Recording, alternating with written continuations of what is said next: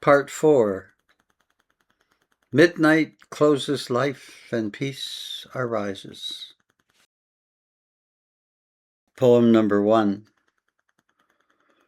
Separation reluctantly expressed. Stances like engraved clipboards at a once happy cafe where now dangles fates of certainty. Angry non-acceptance, like a disgruntled granite rock, unmoving among slippery pebbles bathed in tears. And with tears, separation gets nourished and grows distances that ruthlessly expand like the sky abandoned by the clouds. A now fresh dance arises as each looks about and smells the moist earth of freedom.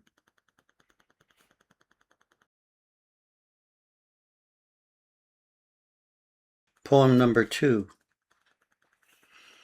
How silly are the young, telling the old to be young. One fine day a moth may recall being a wiggly worm, tasting on some tasty leaf.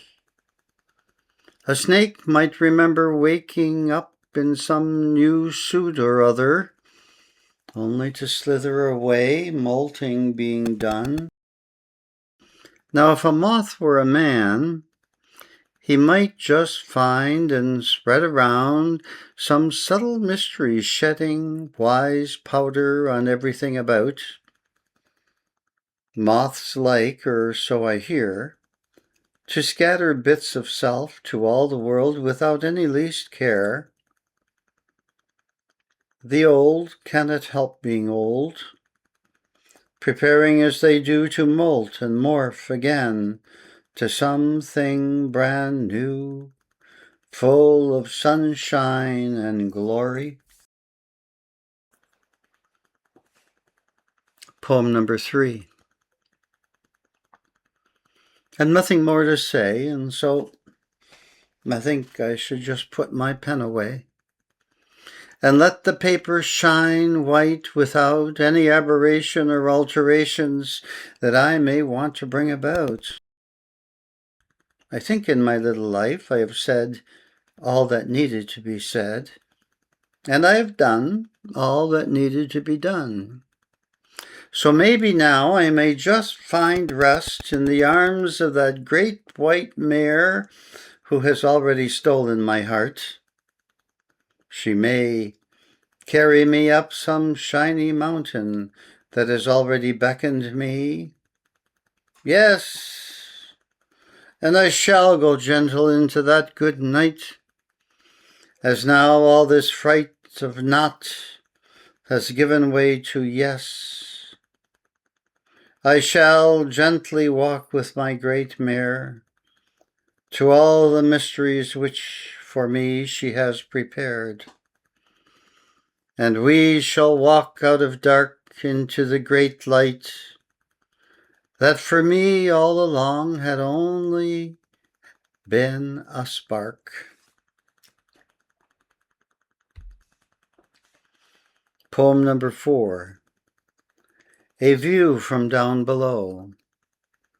On a high hill in the heart of a dense forest I spot a barely visible path far away from the world's foolishness.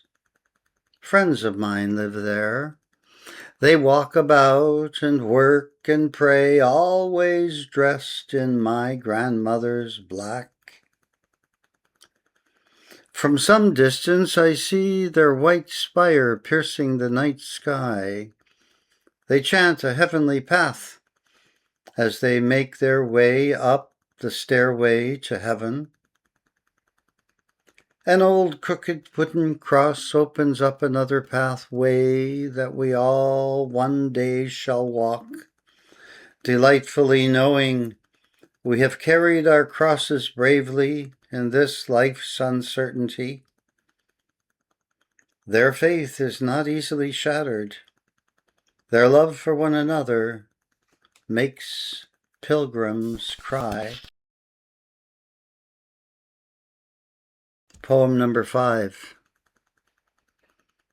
Breathing, living human beings, bumbling obsequiously along in our rainforest of created mind where the sun rarely shines.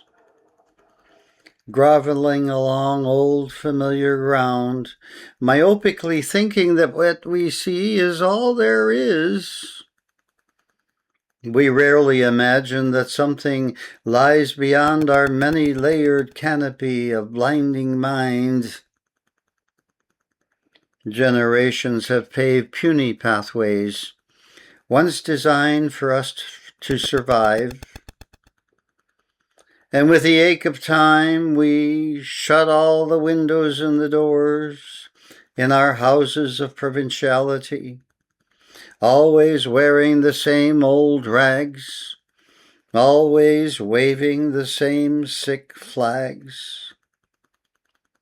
We are keen to follow our anthropology, holding tight treasured artifacts in the comfort of our antiquities as we plaster our sky with platitudes of righteousness and whatnot. Global millennials now encrust our minds with cell phone rituality, and screens confound summer's art. We sit comfortlessly by, with crystallized babbling eyes, static screens we pay dear for. In this ancient rainforest, mankind did devise techniques to help him to survive, but now they reside in mental museums, cherished and weaponized to justify genocide. Antique tools out of date rest on mental mantles, accompanied by commanding gazes of all the boring ancestors, now more than dead, but still hopelessly alive.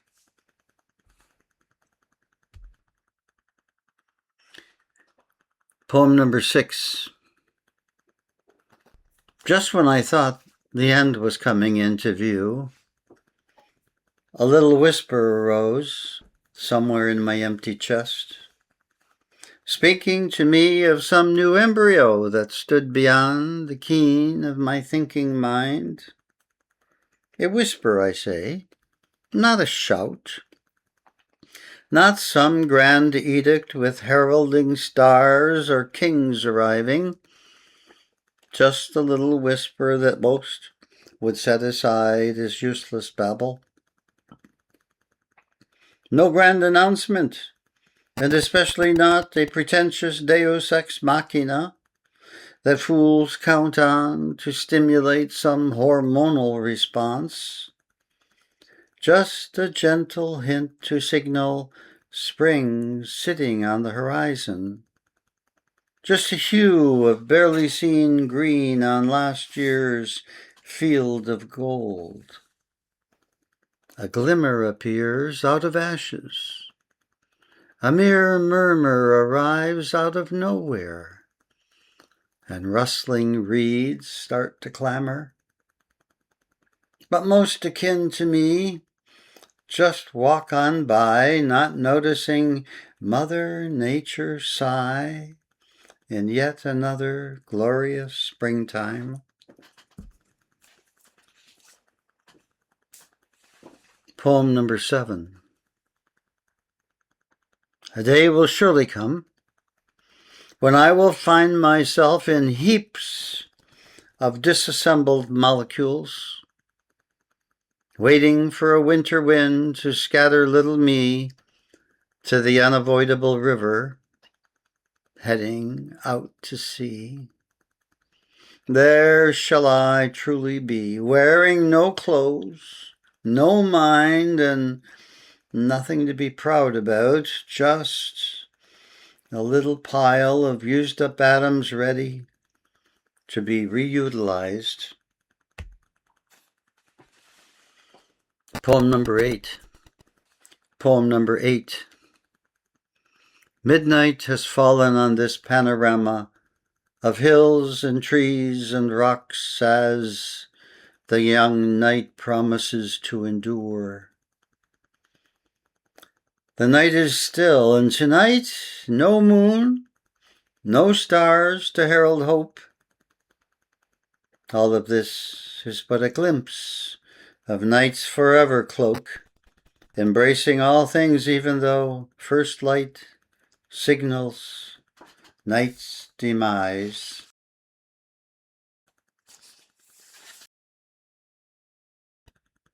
Poem number 9. Metaphors galore. It's as stupid as blaming the sun for not shining at midnight, as though it did not. It's like rolling up your sleeves when arms are not to be found, as though they were. It's as silly as pained Hamlet meeting Hecuba at the death of Priam in Shakespeare's expanse of iambs and pentameters, as theatre makes real what is not. It's a not strange day of shovels and billows and echoes that start, then stop. It's reality, then it's not. It's like a yellow school bus that splits the green mountain in twain, leaves no impression on a fine dimension that sews itself back together again. Oh, the green fields of a day of hay in the glorious month of June. Poem number 10. After plumes of incense disperse, after songs settle to silence, after all holy gestures cease, for a second or two, there is peace. After the procession has reached the cross, after all theories have come to naught, after sleep's sharp death stops, for a second or two, there is life. After all the ramblings about, after all the guessings and demandings, after all the confessions and absolutions, for a second or two, there is I. Searching needs to be found. Running needs settling down. And being needs to go to none. Poem number 11. Contemplation sets aside rituals of incense and song, like the morning sun driving away all specters and shadows that fly to the nothingness they are. Contemplation settles one's heart in its still, dark chamber, like a springtime flood that washes away all fording on the river's side. Contemplation is a gift that never dies, but access is denied until the mind dies, like a powerful crash through sleep's black night that allows no sunbeams to arise.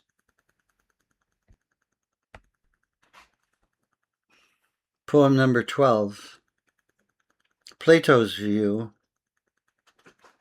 Quivering shadows caress the wall as embers crackle in the old hall.